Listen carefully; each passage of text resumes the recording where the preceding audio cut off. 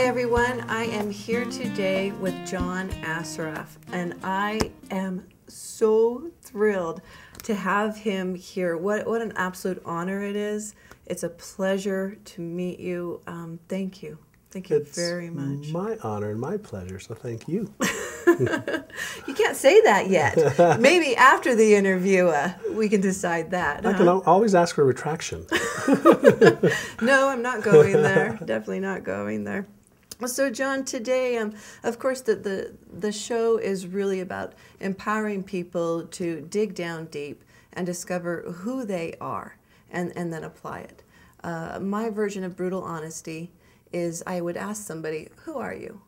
And then they would spill it out, and I would say, great. Now ask yourself, who just answered that? So from your point of view, how deep does a person need to go to find their truth? As deep as they can. I think most people are afraid of going deep. Absolutely. And really asking, you know, is this who I am? And you say, well, no, that's my body. And you go, well, is my name who I am? You go, well, no, that's the name that my caregivers or parents gave me. And then you can get a lot deeper than that and say, you know, what is it that created me? And you go, wow, is it possible that there's something that's universal and omnipotent and intelligent that was part of this magical creation? And if that created me, is it possible that that is still a part of me, or I'm still a part of it? Mm-hmm. And one of the best examples I could ever share, that was shared with me, was imagine if you take a bucket of ocean water from any ocean in the world and take it 10,000 miles inland. What you have is the same ocean water. Mm-hmm. So whatever it is that created me, that created you, is what we are. Mm-hmm. And that's where we come from, in the way I look at it. I love the ocean analogy. I actually have used that analogy quite a bit myself. Hey, that's my stuff. Is that your stuff right there? And what I tell people, I'm like, are you part of the ocean? Because believe it or not, the ocean is one. There's only one ocean. Right. Or are you part of the pond? Do you want to live in a pond? Or do you want to be part of the ocean? I don't know about you, but I don't want to be pond scum. You know, nobody does, for sure. I had no idea that came from you. That was your philosophy, your theory? No, I heard it somewhere. I'm just a traveler along the way like everybody else. Mm. I pick up a little bit here and a little bit there, and I read a little bit and share a little bit and get a little introspective. And so it's just, there's nothing that's new. There's just different ways of looking at things, and there's just different ways of expressing things. And, you know, we're all the same. We're all one. Everything is connected. There are no separations. There's the illusions of being separate. If you took a look at, you know, what this was made up of, the major elements of your body is called HONC, H-O-N-C, hydrogen, oxygen, nitrogen, and carbon. That's what stars are made up of. That's what the ocean's made up of. That's what almost everything is made up of. And if you looked at your DNA and you looked at my DNA, it's 99.999999999% identical. And there's a very infinitesimal amount that's unique, but the rest is all the same. So everything that's within me is within you, is within the oceans, it's within the stars, and it's all connected. But we have this illusion that it's not. So when we can come back to that understanding that, wow, I am my brother's keeper, I am my sister's keeper, and she is mine, and my negative thoughts affect somebody across the cosmos. And their negative thoughts and behaviors affect me, whether they are there or not, whether they are aware of it or not. And the more we start to realize through education, through awareness, through education, we start to have this humble understanding of caring and loving and kindness that really emanates from true love. And that is the oneness that connects all mankind. I don't care if you're an animal, if you're a plant, a mineral, we're all connected. I absolutely agree, and being open to that, being aware of that, it triggers for me immediate compassion. It triggers for me sometimes judgment. You know, it triggers for me whatever it is that's inside of me in that moment. If I'm feeling insecure about myself, you know, I would look at someone else and judge them possibly. Oh, he's insecure. But all that it really did was trigger my insecurities to surface. So when people do open up to this kind of a connection, this kind of a level of understanding, if they could turn it positive, could you imagine the air that we would breathe, the ground that we would walk on? I mean, the true effects of it all being carried out to if everyone could own their greatness and share it. Envision that for just a minute, John, and tell me how you see that. Tell me your dream of that. It doesn't exist. It doesn't exist because we have to have each other to see each other. And the things that I don't appreciate in you are not about you, as you suggested. Right. They're the things I haven't learned to love or appreciate in me. The mannerisms that you see in me that you don't enjoy, that aren't to your taste, are not about me. Right. They're the ones about you that you haven't learned to accept. And when we understand that there are thousands of different human traits, and we all have a little bit of all of them. Some we have more of, others we have less of.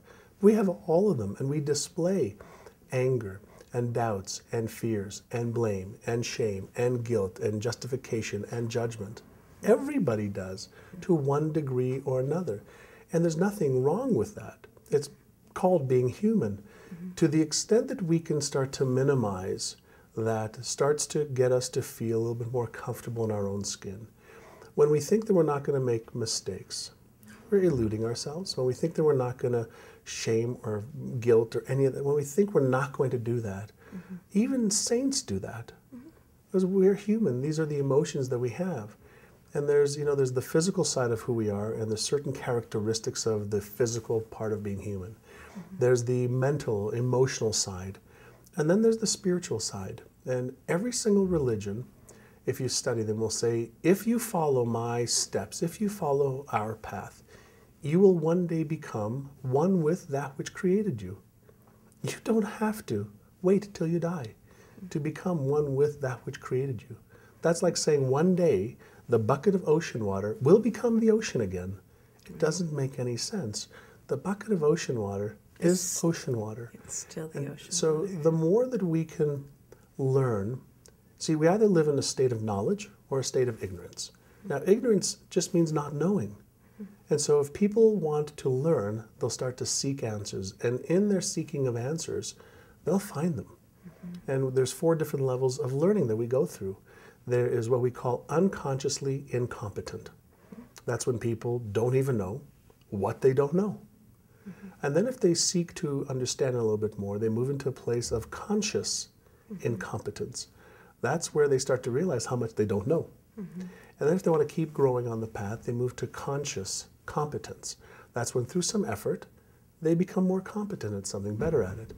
And through perfect practice, they can become unconsciously competent. That's where at a level of nature you're flowing. Everything's working well. And there isn't anybody on this planet that's unconsciously competent in every area of their life all the time. Not a singer, not a moneymaker, not an artist, not a lover, not a husband, not a wife, not a child. And so if that's true, then perfection exists in all of that, and it's just the way it's supposed to be. I use the analogy that everyone is doing their imperfect best every single day. Or their perfect best every day. And you can look at that either way. Yeah. Exactly. Yeah. Everything is perfect. Everything is beautiful just as it is. Yeah. It really is our judgments on whether it's right or wrong, or whether it was our expectations. Disappointment really has a lot to do with the way people view things. You get your barrel, right? Disappointment, disappointment, disappointment. It adds up, you overflow. But the people who are not allowing themselves to release the overflow, there's no room for the good and the positive to be put back in it. And even when we talk about disappointment, most disappointments are rules disappointments. A rule of mine was violated, so I'm disappointed. You didn't do that, but I thought you should. You didn't say that, but I thought you should. And so when we have rules disappointments, and especially when other people don't even know what your rules are, then we're setting ourselves up for a lot of failure in our lives, a lot of disappointments. And, you know, when we're looking at, you know, how do we stay happy? You know, what does it take to really stay happy? Number one, change your rules. Change your, my father, it's a perfect example. He's 79 years old. He was just here, no, well, not here, but he was at my home. And I asked him, Dad, I said, you know, what is your rule for being happy? He's 79. And he says, waking up. He says, for the last 49 years, ever since he's, you know, 30 years old or so, he said, my only rule was every day that I wake up is a great day. Every day above ground is a great day. Like, wow. And he's been happy for so many years. Like, every day, everybody says, how come he's so happy? He made a rule that was easy for him to be happy. So it had nothing to do with other than him waking up and saying every day above ground is a great day. Yeah, I love that. Just simple gratitude. Gratitude. It goes a long way. Yeah, it does.